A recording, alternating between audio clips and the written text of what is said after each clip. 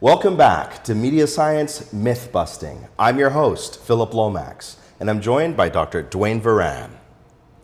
On today's episode, we're going to be discussing the myth that on-screen overlays are distracting and not effective. So Dr. Varan, what does our research tell us? So, the on-screen overlay is the opportunity to have something happen, for example, during the program, where at the bottom third of the screen, a brand-related message pops up on screen in the program. Now, if you think about this initially, the myth does sound true, right? Because you're doing two things at the same time. You're processing the program, and you're also getting this banner that's appearing with some advertising message. So you're getting two competing messages at the same time, so that could be distracting. But what this view misunderstands is that the value of the on-screen graphic is not in the advertising message that it delivers in its own right. It's in the way that it subsequently primes the adjacent ad exposure. So it's not so much that it's got an effect in isolation, it's that it has an effect because it's enhancing the capacity of the ad to actually work better because people will process that differently. Very similar to what we saw earlier when we were talking about brand integrations. This is effectively like a brand integration. It's just doing it on a much more cost-effective basis, if you will. That makes a lot of sense, Dwayne. We can use on-screen overlays to prime the audience, so when the ad is delivered, they experience it differently. But what effect does this have on the program, and how effective is this for advertisers? Yeah, that's a great question. Obviously, it's not going to be a great model if it hurts the program, and certainly there's that risk, right? You have something happening while the program is running, and there would certainly be scenarios where it could hurt the program, depending again on what the nature of that content was.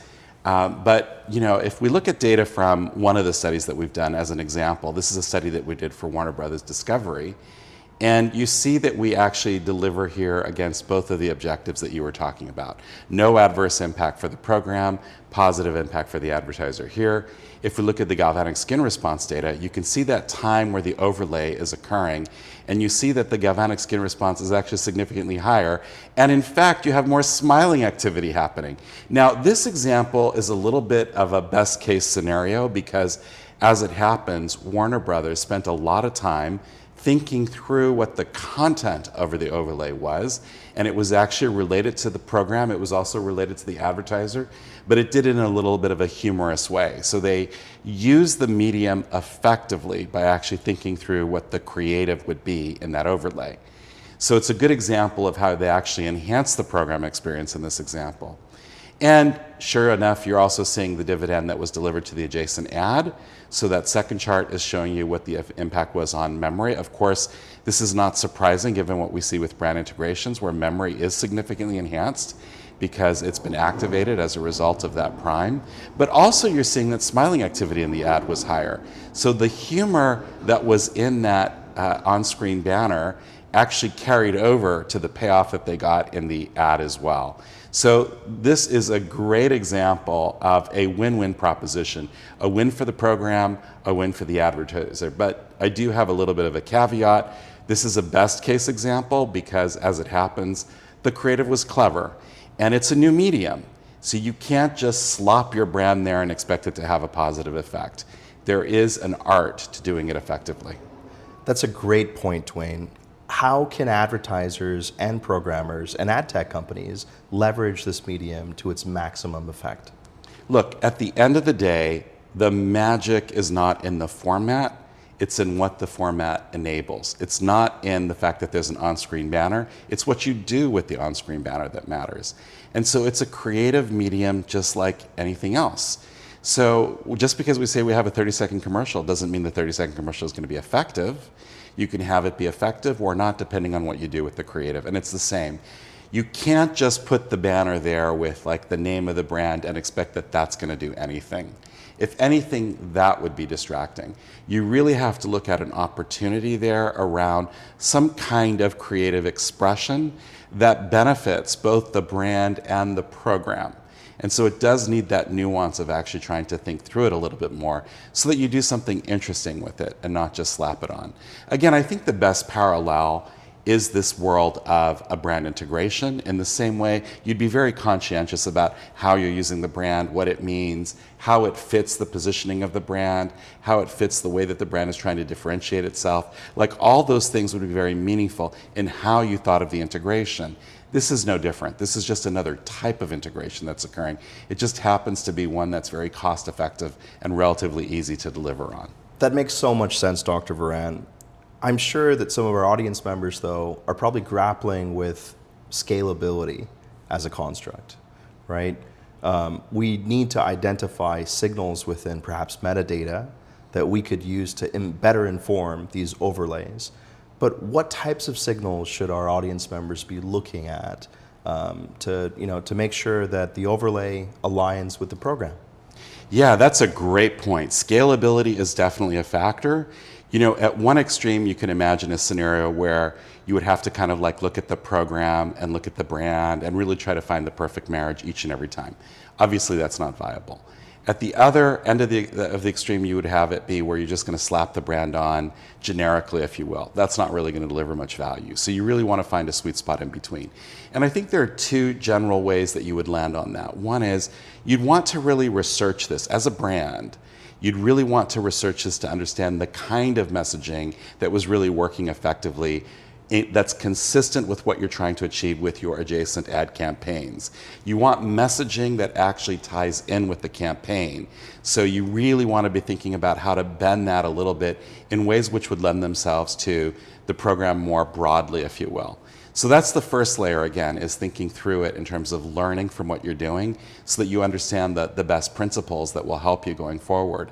But the other area is that there's so many new AI tools that are coming into the mix that are actually analyzing the program content, certainly analyzing the transcript. That can be a really powerful tool. It would not be hard to build AI tools that were actually very specific to the task of kind of like optimizing the on-screen overlays. I would imagine that would be a very solvable problem in the AI realm. And certainly with these new AI tools, we're going to need to test and validate that they work the way that they do.